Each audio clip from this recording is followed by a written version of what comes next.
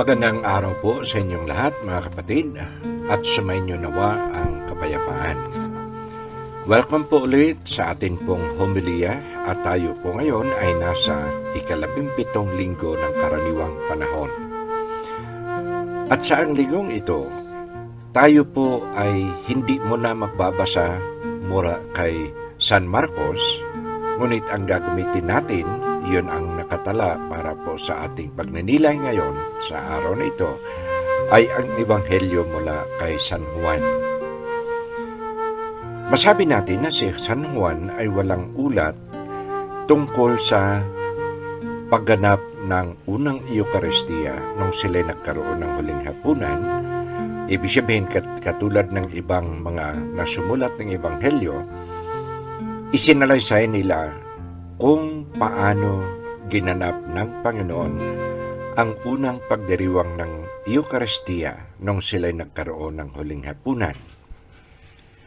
Ngunit hindi natin masasabi na si San Juan ay walang binabanggit nito. Sa totoo lang, ang kanyang pananalita at ang kanyang pagninilay tungkol sa banal na Eucharistia ay ating matatagpuan po dito sa ika-6 na kapitulo ng kanyang Ebanghelyo na siyang simula na ating babasahin sa linggong ito. Mga kapatid, dito natin makikita at matunugan kung paano inilagay sa perspektibo ni Juan Evangelista kung ano ang kahulugan at kung paano ito ipinaliwanag niya ang banal na Eucharistia.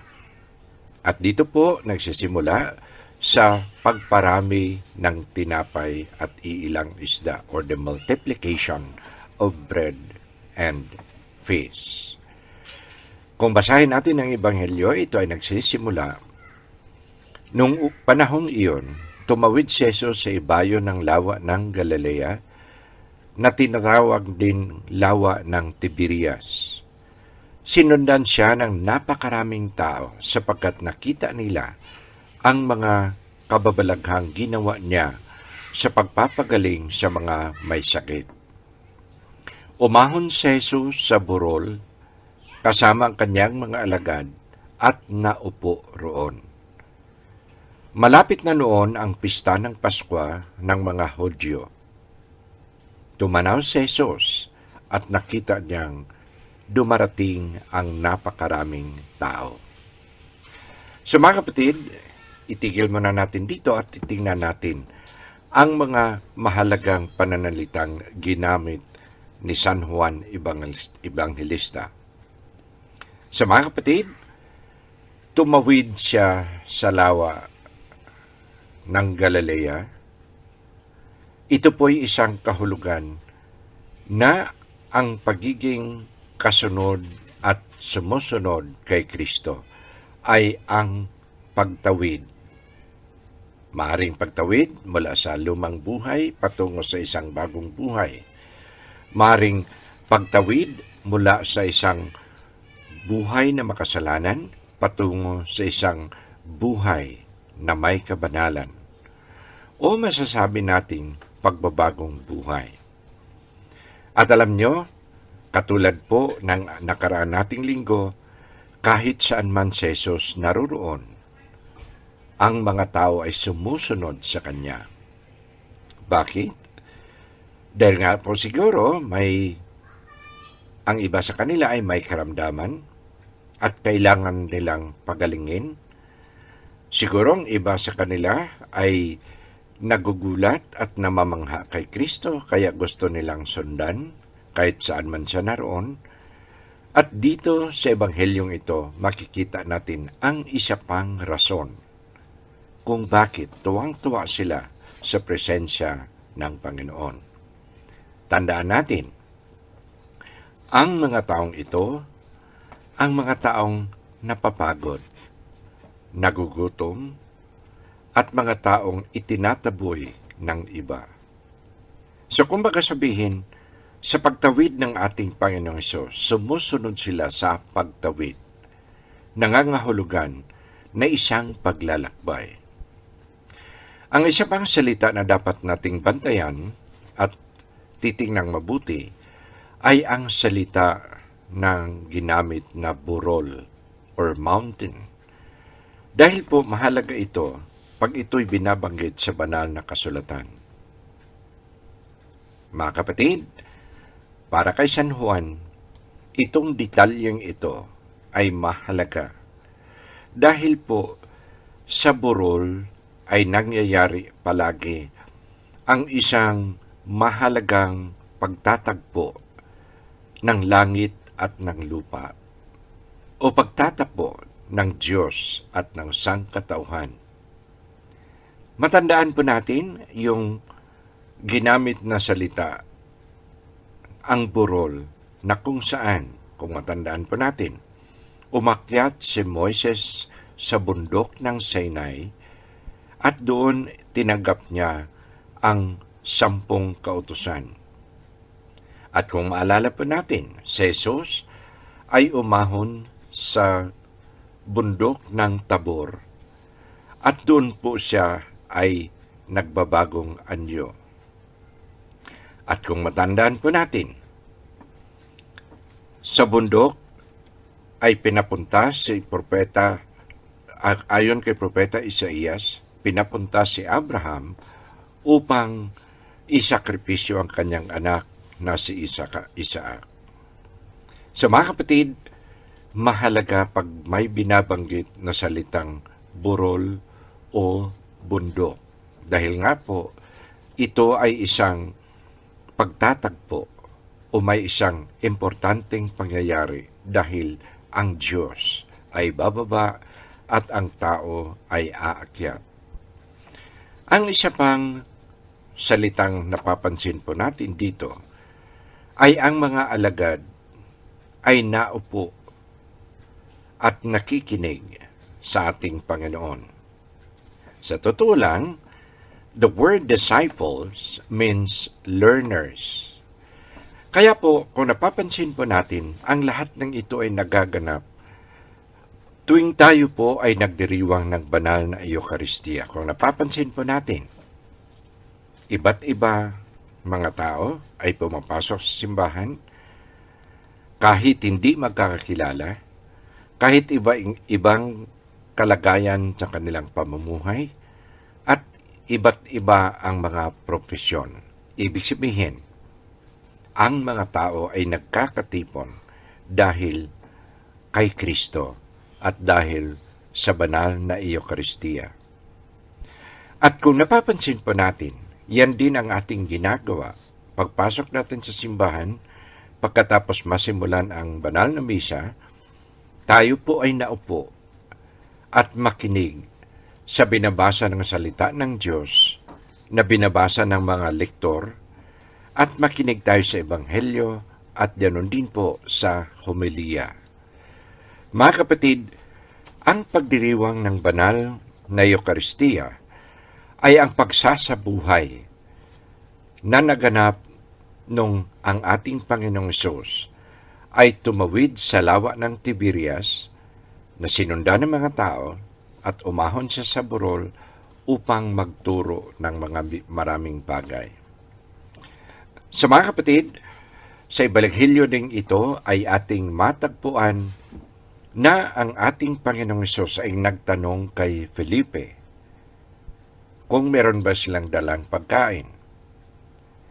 Ngunit, kukunti lang ang dala nila at ito pa'y mula sa isang bata at ibinigay ito sa ating Panginoong Hesus na kung saan siya ay nagpasalamat sa Diyos at pinarami, the multiplication happened. Naparami niya ang 5 tinapay upang mapakain ang 5,000 tao, hindi pa kabilang ang mga babae at mga anak. Sa mga kapatid, hindi ho ba nakikita natin na kung nasaan ang ating Panginoong Hesus, nandoon ang grasya, At kung anumang bit-bit natin, kahit gaano kaliit nito o karampot lang, ito'y paramihin ng Panginoon. Mga kapatid, sino ho ba ang mga taong pagod, nagugutom? Tayong nagkakaroon ng kabigatan sa buhay dahil nga po tayo ay sugatan dahil sa ating pagkamakasalanan. At ang atin pong pagtitipon upang ipagdiwang ang banal na Eucharistia. Ang Eucharistia ay nangangahulugang pasasalamat. Tayo po ay makiisa sa ating Panginoong Hesus na kung saan, ayon sa Ebanghelyo, malapit na ang pista ng Paskwa ng mga Hudyo. Mga kapatid, ang Paskwa or the Passover has been celebrated since nangyari yung pagtawid nila sa pulang dagat, kung saan sila ay nagkaroon ng kalayaan. At nais kong mapansin ninyo, kalimitan ng ating altar na kung saan ipagdiriwang ang banal na misa, ito po ay elevated or ito po ay medyo mas mataas kaysa mga tao. At dito po ipinagdiriwang ang huling hapunan, ang sakripisyo na kung saan si Kristo mismo ang siyang nagiging sakripisyo upang tayong lahat ay magkaroon ng kalayaan. At ito ay ang ating pagsabuhay ng sakripisyo ni Kristo sa krus para sa kaligtasan ng lahat. At alam niyo ba, dahil sa ating pakikipag-ugnay sa Kanya, tayo po ay nakakaranas ng kalayaan at kabusugan. Kabusugan, alam ko po, hindi kabusugang pisikal, kundi kabusugang spiritual. Dahil nga po, ang ating tinatanggap ay ang pagkain na walang iba kung hindi ang ating Panginoong Hesus mismo. At ang ating tinatanggap, yun ang tinatawag nating pagkain sa ating paglalakbay. Sa mga kapatid, napakaganda ng mensahe ng ating Ebanghelyo at ang ating pagninilayan nitong 17 linggo ng karaniwang panahon dahil ang banal na Eucharistia ang siyang pinakamataas, pinakamahalaga at pinakabuod ng ating pagiging Kristiyano. So mga kapatid, sino ho bang hindi naglalakbay? Kundi tayong lahat ay nagsusumikap na makatawid sa isang bagong buhay, na tayo po ay magkamit ng kabanalan kaysa manatili sa isang buhay na makasalanan. At tayo pong lahat ay nagsusumikap upang magkaroon ng tunay na buhay na kung saan sa ating Panginoong Hesus lamang matatagpuan. Isang huling detalye. Nung natapos silang kumain, ang ating Panginoong Hesus ay nag-utos sa kanyang mga alagad na tipunin ang mga nalalabi. At ilan po ang kanilang naipon? Nakaipon sila ng 12 basket or bakol na tinatawag. Alam nyo, ang numero, pag binabanggit ito ng ating ebanghelistang si San Juan, hindi ho ito mga salitang walang kaugnayan, kundi ito'y mga salitang mahalaga. 12 basket, maaring nangangahulugan ng 12 tribo ng Israel. Ngunit kung titingnan pa natin ang malalim na kahulugan nito, ang 12 ay ang pagtatagpo ng numero 3 at numero 4. Kung pagtagpuin na ito at pararamihin, 3 times 4 equals 12. Ibig sabihin, 3 ang banal na Santissima Trinidad, Ama, Anak at Espiritu Santo, at ang numerong 4 ay nangangahulugang buong mundo. Bakit buong mundo? Alam naman po natin, kung ating titingnan, ang mundo ay may 4 na sulok. Ang timog at kanluran, ang silangan at ang habagat. Ibig sabihin, ang lahat ay pagtatagpuin sa banal na isang tatlo at ito ay magbunga ng isang komunidad na may pagkakaisa bilang isang mundo. Sa mga kapatid, kay laki ng ating pasasalamat ng ating Panginoong Hesus ay nagbigay sa atin ng pagkain na walang iba kundi ang kanyang sariling katawan at dugo upang tayong lahat ay hindi mapagod, sa halip tayo'y bubusugin at pupunuin ng kanyang enerhiya hanggang tayo'y makarating sa kabilang ibayo o tayo po'y makarating sa buhay na walang hanggan. Pagpalain nawa kayo ng Diyos.